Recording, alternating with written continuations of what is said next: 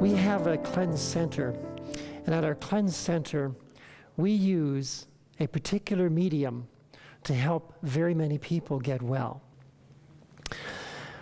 The elixir we use at our center does a number of things. It makes muscles more flexible. This is the first thing. The second thing is it invigorates body and mind. Is there anyone who would like to have a better invigorated body and mind out there tonight? Well, good. You came to the right lecture. It also sharpens the intellect. Now that's a good thing to have. It lowers blood pressure. It helps remove toxins from the body. It clears up bladder problems. It aids digestion. It lubricates the body. It rebuilds cartilage. It regulates body temperature, keeps bowels regular, and relieves depression. We use a lot of this at our center. Now tell me, is there anyone out there tonight who would like to buy a bottle of this? Yes? A number of hands are going up. Great. The forgotten liquid miracle. Water.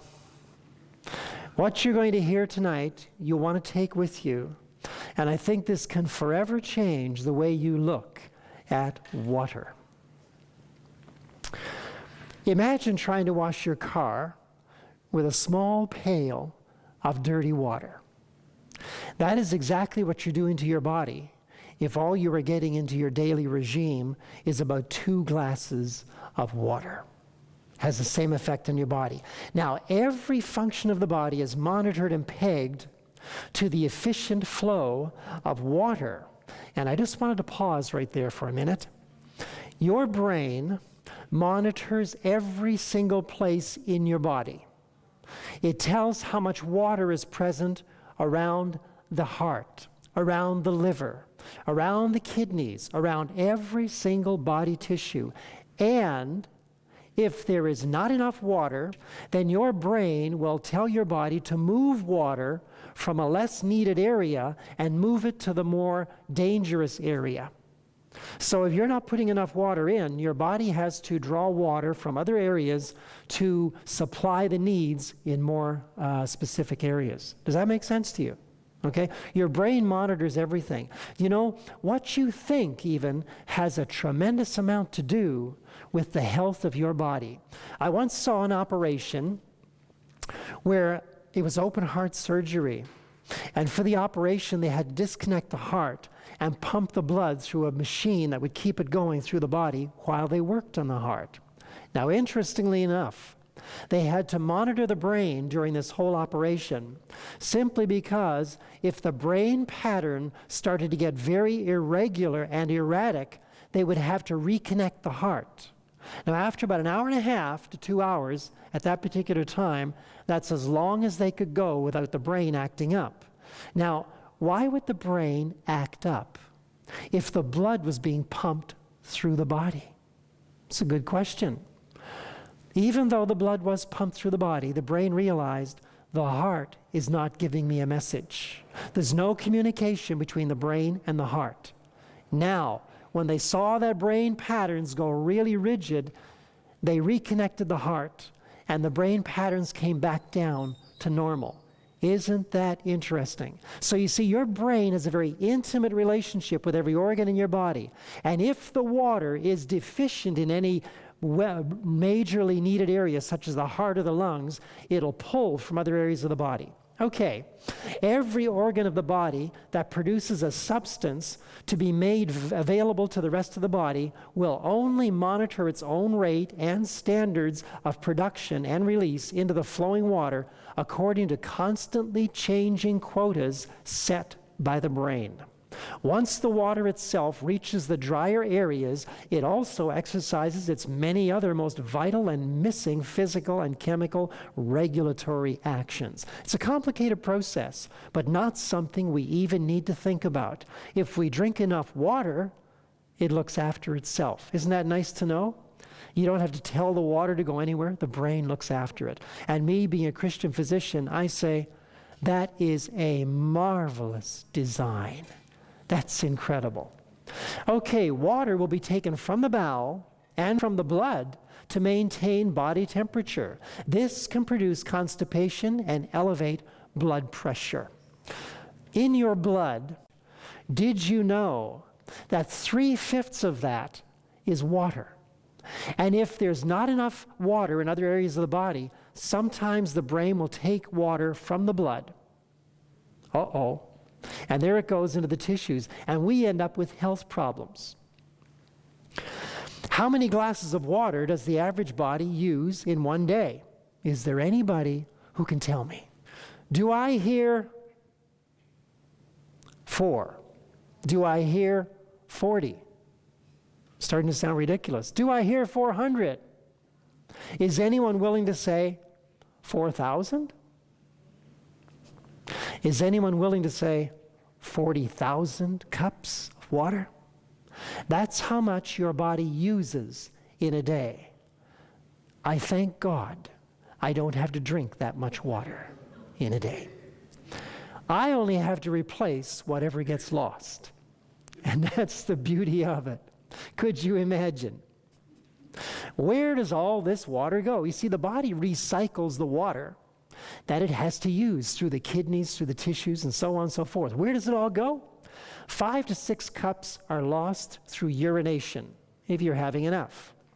2 cups are exhaled. Did you know you put out moisture on your breath? And that moisture is part of your water loss. A 1/2 cup is lost through the bowels, and 2 cups are given off through the skin, through sensible and insensible perspiration. Okay? Now, it is absolutely amazing to me that the body can go through so many cups of water and only lose 6 to 8 cups a day out of 40,000 cups. That is a tremendously efficient system. And some people say, well, I'm getting water in my coffee. There's liquid there. That doesn't count. That doesn't count at all. Every cup of coffee you put into your body will take out 2 cups of water to process it. So you're at a loss. And it's the same thing with soft drinks, your colas and things like this. Not a good way to get your liquid. Now, some interesting experiments were done with athletes. Athletes cruising at a speed, I believe it's a light jog, at about 3.5 miles per hour. 3 different groups. The first group had no water. Then the second group had water as they felt thirsty, and the third group had water as calculated. In other words, every 2 minutes they'd give them maybe 2 ounces of water. It was regulated. Now, what happened was, as they started going, the first people that had absolutely no water lasted 3.5 hours, and at the end of the 3.5 hours, their temperature was 102 degrees. The second group, having water when they were thirsty, lasted 6 hours. And at the end of 6 hours, their temperature was 102 degrees. And the third group that had water as calculated lasted 7+ hours, and they had to stop the experiment simply because they could not raise body temperature. It was kept at a good, healthy, normal body temperature, 98.6. Isn't that interesting? Now, that shows us some things. Thirst is not a dependable indicator of body water requirements. Secondly, there is a close relationship between water consumption and fatigue. Notice that word? Fatigue. How many people today have you heard with chronic fatigue syndrome? CFS. Chronic fatigue syndrome. Whenever I've had people in my office and they have chronic fatigue syndrome, and I tell you, it seems to be going wild. Everybody's suffering from this. And I say, how much water do you get to drink throughout the day? And they'll say, oh, when they go like that, I know it's going to be something really low. It's usually 2 glasses, maybe 3. How much water do you drink in a day? Not enough. maybe like 2. I don't know, like if you're talking just like a glass of water, maybe 2 cups. I should drink more. Probably about 1. Oh, probably 3 glasses. Maybe 4 to 6. I drink like 2. Probably not enough, maybe 3 glasses. Have you heard of hydroelectric power? That's where they have a dam, and water flows through the dam and moves the turbines, right? In the cells of your body, the membrane of your cell, when the water goes through the membrane of the cell, its energy that it takes to go through the cell is converted into hydroelectric power in your body. And that is what your cell runs off of. Isn't that interesting? We think that we're great at inventing things. Just about everything we've invented comes from looking at the things God has created. We've got nothing new. We copy. Have you ever noticed that? But I thought I'd share that with you. That's an interesting thing to think about. Now, water has a significant effect on body temperature control. Also, more active people need more water. These are the 4 things the experiment provided us with. Now, in the amphibian species, it has been shown that histamine reserves and their rate of generation are at minimal levels. In the same species, histamine generation becomes established and gets pronounced whenever the animal is dehydrated. Have you ever known anybody who's needed an antihistamine? Have you? Try telling them, drink water. That's what your body's trying to tell you. Have more water. Histamine and its subordinate water intake and distribution regulators, that's prostaglandins, kinins, and PAF, another histamine-associated agent, also cause pain when they come across pain-sensing nerves in the body. You know people that have pain and the doctors cannot find out why, they just have pain?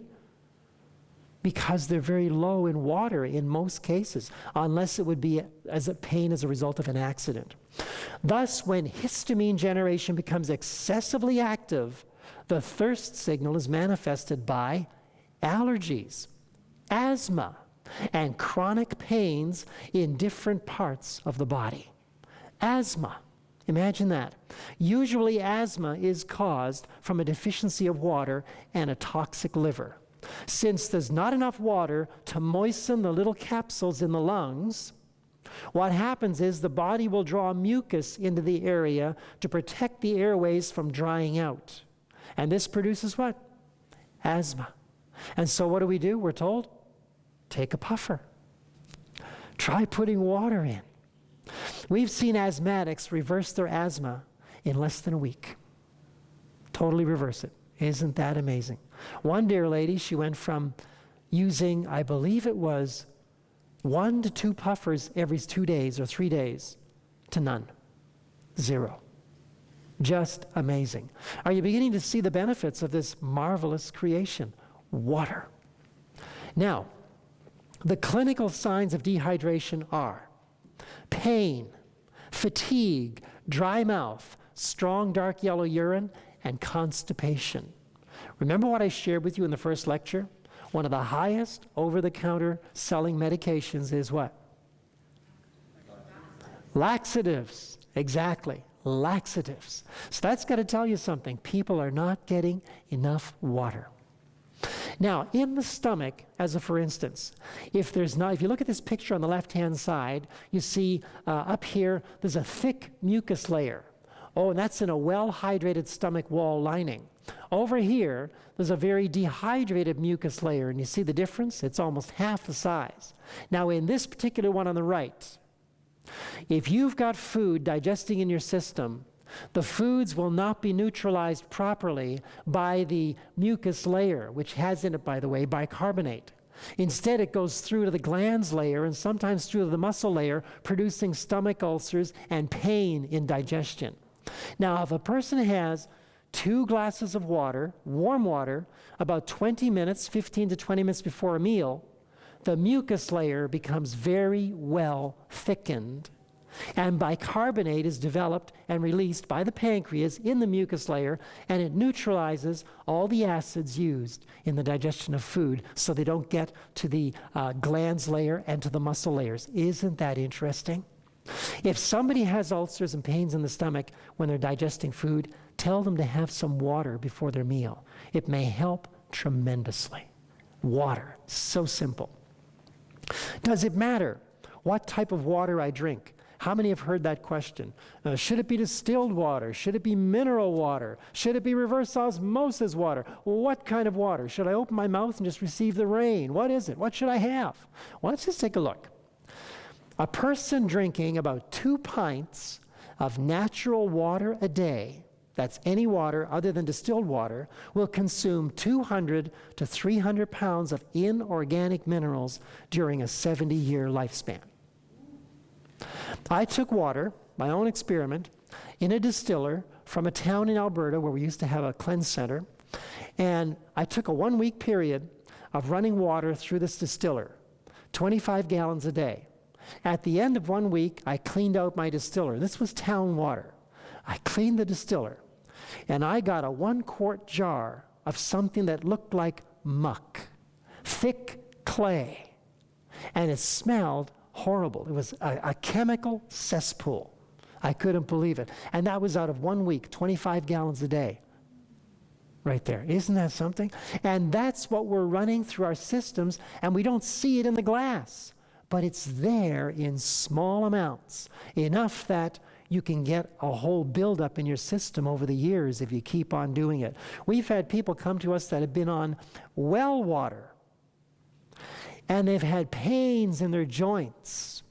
And as soon as they come to the center, we'd put them on distilled water, and guess what happened? Their pains went away. They went back home, got on the well water, and all of a sudden, the pains came back. When they went on distilled water, the pains disappeared. That's very interesting. Okay. Spring water contains an amount of earthy ingredients which is fearful to contemplate. It has been calculated that water of an average quantity, or quality, contains so much carbonate and other compounds of lime that a person drinking an average quantity each day will, in 40 years, have taken as much into his body as would form a pillar of solid chalk or marble as large as a good-sized man. So great is the amount of lime in spring water that the quantity taken daily would alone be sufficient to choke up the system, so as to bring on decrepitude and death long before we arrived at 20 years of age, were it not for the kidneys and other secreting organs throwing it off in considerable quantities. So your body does its best to survive. All your body knows how to do is live and survive. And everything it does for you is helping you to live longer. And many times when we see symptoms such as the pain and things, what do we want to do? Tell me, class, what is it? We want a pain reliever or some kind of medication. And a lot of times this is how we've been brought up. For every symptom, there's a medication. For every symptom, there's water. We had a man, a friend of ours, he was suffering from degenerative disc disease.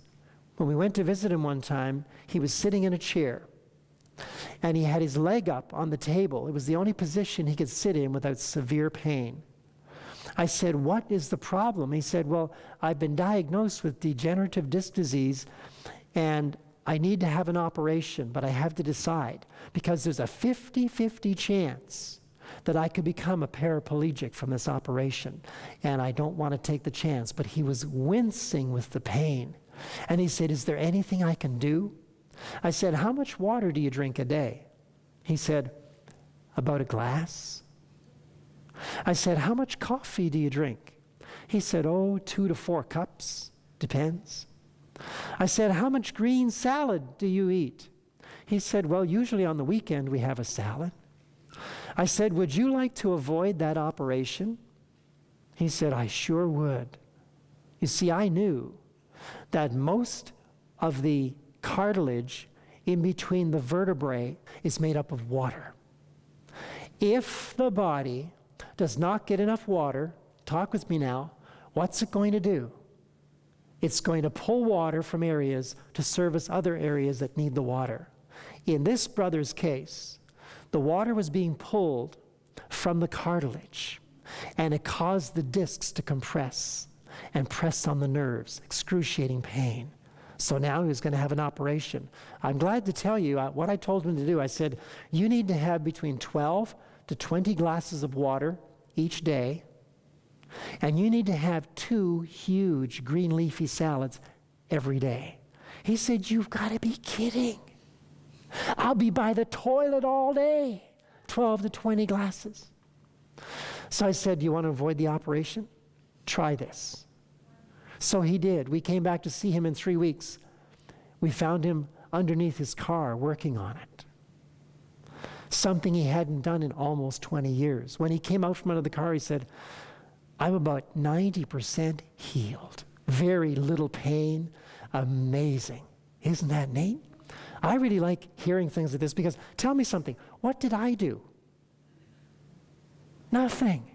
I told him what his body could do. Feed your body the tools it needs to get well, and it's going to get well. And that's all he did. He gave the body the tools it needed, and the body healed itself. And this is the case in most of the cases. That's what happens. Now, doesn't distilled water leach minerals from the body? Has anybody heard that? I want to tell you something. A half-truth is more dangerous and deadly than a bold-faced lie. You see, distilled water will leach minerals from the system, but it only leaches minerals that shouldn't be there to begin with. That's the other part of the equation. Distilled water will never attract organically bound minerals from bones or tissues.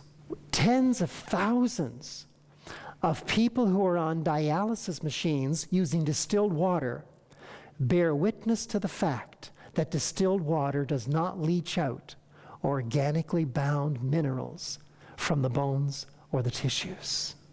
Minerals in mineral water are dead. I'm going to speak to you as a Christian, if I may. When God made green plants and plants all over the earth on day number 3, those plants were designed to pull dead minerals out of the soil, pull them up through their roots, attach a living protein enzyme to the mineral through photosynthesis, making it a living mineral. Now, our bodies can use living minerals, but for you to drink mineral water, you might as well just pick up a handful of dirt and eat it, because the minerals in the dirt are just as alive as the minerals in that mineral water. If you put distilled water into your system, the first thing it'll do when it hits your stomach is it will become stabilized. They say that distilled water is not stabilized. Well, it'll become stabilized as soon as it hits your stomach. The only thing that goes into distilled water, as far as minerals go, will be the minerals that the body can't use, that the body has rejected outside the cellular tissue. As is experienced by the people who have the joint pain, they have inorganic minerals around their joints. And when the distilled water comes in, the inorganic minerals are carried out. Now think of this. If distilled water leaches minerals from the body, then what does the distilled water become? Mineral water. Okay? You have to reason from the end right through to the beginning, and from the beginning to the end. Nothing is more deadly or dangerous than a half-truth. A bold-faced lie is not near as damaging. So you see, a little education in something can be a dangerous thing. I hope this makes sense to you. Distilled water is absolutely incredible. So, distilled water collects and removes minerals which have been rejected by the cells of the body and are therefore debris, obstructing the normal functions of the system. Try drinking nothing but distilled water for 2 or 3 weeks. Have a urinalysis made before you start, and see if you will not be astonished at the mineral sediments in the urine after a mere 3 weeks. And those mineral sediments will be all dead, inorganic minerals which shouldn't have been in your system to begin with. Now, if you're cooking your foods, I want to get back to something else here. If you're cooking your foods, you are heating the enzymes higher than 107 degrees. And if there's minerals in a food and the enzyme around the mineral dies after 107 degrees, what is that mineral going to become? It's going to become a dead mineral. So it becomes inorganic. So try to have most of your foods from the living side. And this will help you to replace the minerals. Thousands have died for want of pure water and pure air who might have lived. These blessings they need in order to become well.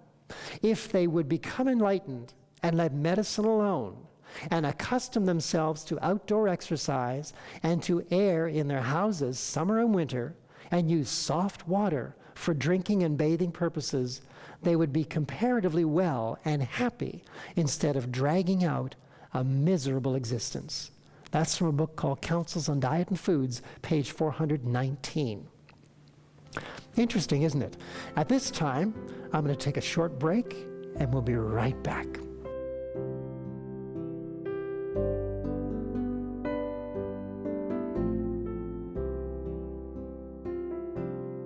Welcome back. How much water do we need to drink? Well, here's the clue. 1 ounce of water for every 2 pounds of body weight.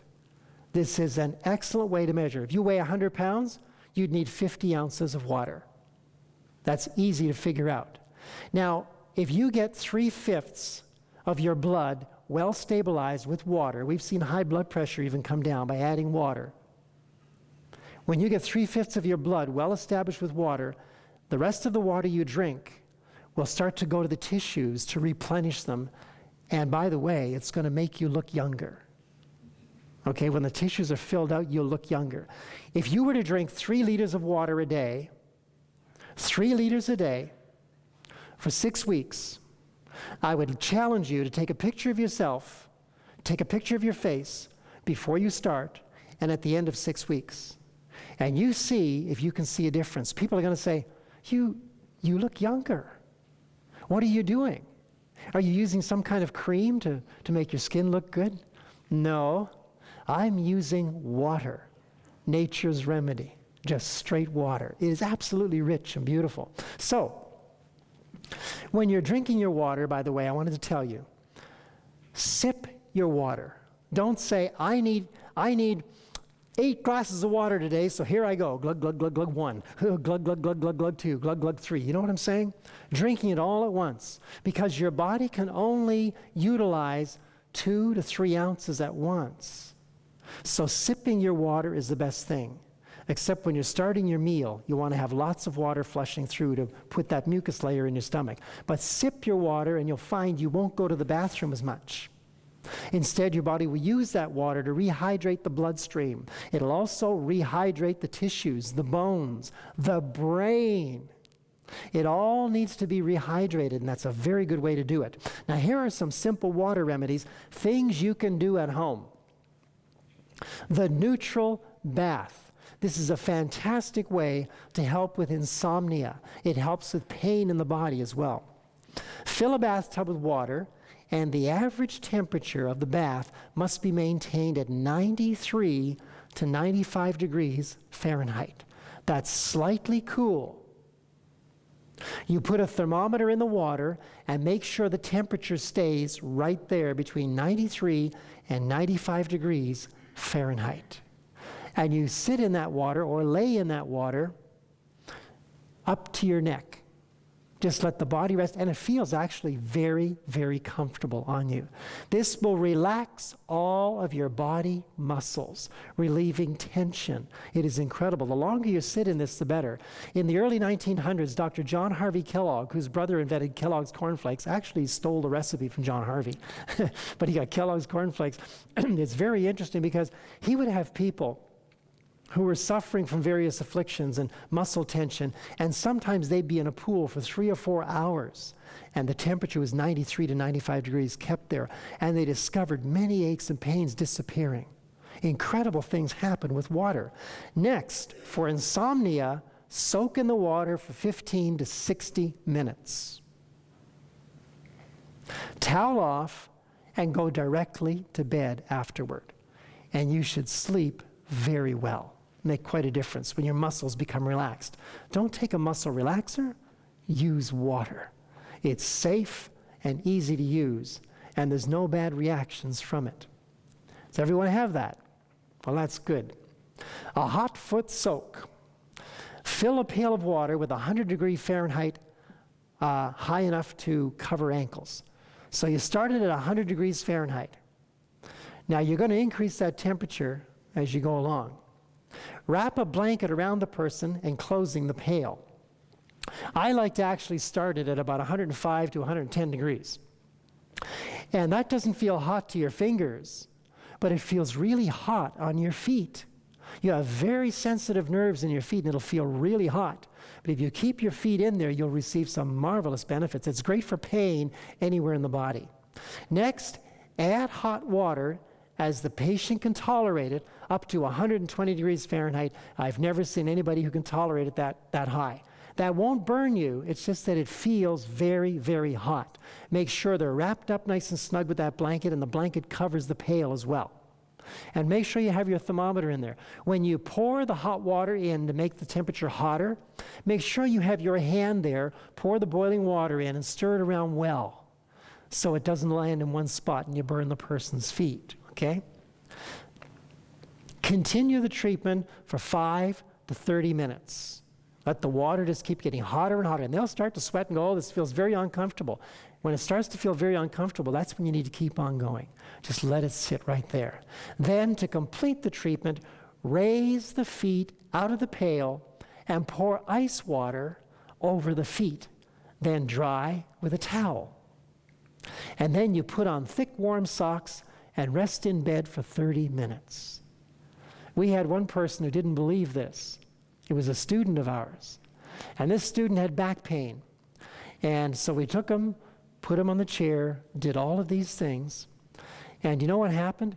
Before he ever went to go and lay down, he said, I don't believe it. My pain is gone. I've never been able to get rid of this pain completely, and it's totally gone. Isn't that interesting? So now he could get a good night's sleep for a change.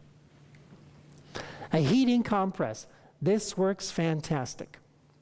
Wring out a piece of cotton material from cold water so that it does not drip. Now, if you've got a sore throat happening, you put this on and do this treatment overnight, and in the morning, your sore throat's totally gone. That's how easy it is. These are all things you can do at home. Have a child with a sore throat, anybody you know with a sore throat, and by the way, this will work for tennis elbow as well. I'll show you how. Wrap this piece of cotton material snugly around the neck. Snug. Don't strangle, just nice and snug. Apply a piece of plastic around the neck so that the cotton cloth stays moist. You don't want it to lose that nice liquid. And then completely cover the cotton so that the air does not circulate. Cover the plastic with a piece of wool material and pin it securely in place. Okay? And then you leave it on overnight. I'm going to show you how this works. I'm going to tell you how it works. When you put the cold cloth on the neck, it will draw blood into the area to warm up the neck. As the neck becomes warm, then the cloth becomes warm. The water becomes warm on the cloth. And what's the body going to do when that happens? It's going to move blood out of the neck to cool down the area. Now, what happens when the area becomes cooled down? The blood comes back in to heat it up. So all night long, you've got this blood exchange, fresh blood coming in and out of the neck area.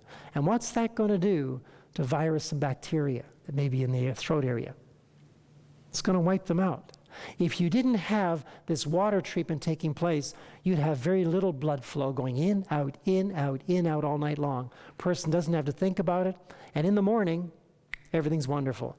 Now, we had a man come to one of our seminars, and this man was one of the greatest skeptics you could ever imagine. So guess what happened to him? He caught himself a real cold. Actually, you earn a cold. He earned himself a real bad cold. And it went on day after day, getting worse and worse and worse, till he couldn't talk. So his wife said, why don't you do that crazy heating compress around your neck? And he said, all right. So he did. Put it on overnight. He says, I'll prove them wrong. Guess what happened in the morning? He was totally healed.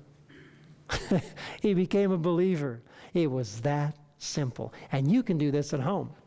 Now, saunas are great. You see, God designed that we should sweat. That's why we have a sweating apparatus. Some people find they can't sweat. This simply means that your sweat glands have shrunk. They need to be reactivated. If you persist in getting them to reactivate, they will. You sit in the sauna for 15 minutes. Nice and hot. Get it as hot as you can. Sit there for 15 minutes. Step directly into a cold shower for 30 seconds. I know you don't like that idea, but this is very good for stimulating your lymphatic system and for your sweating system.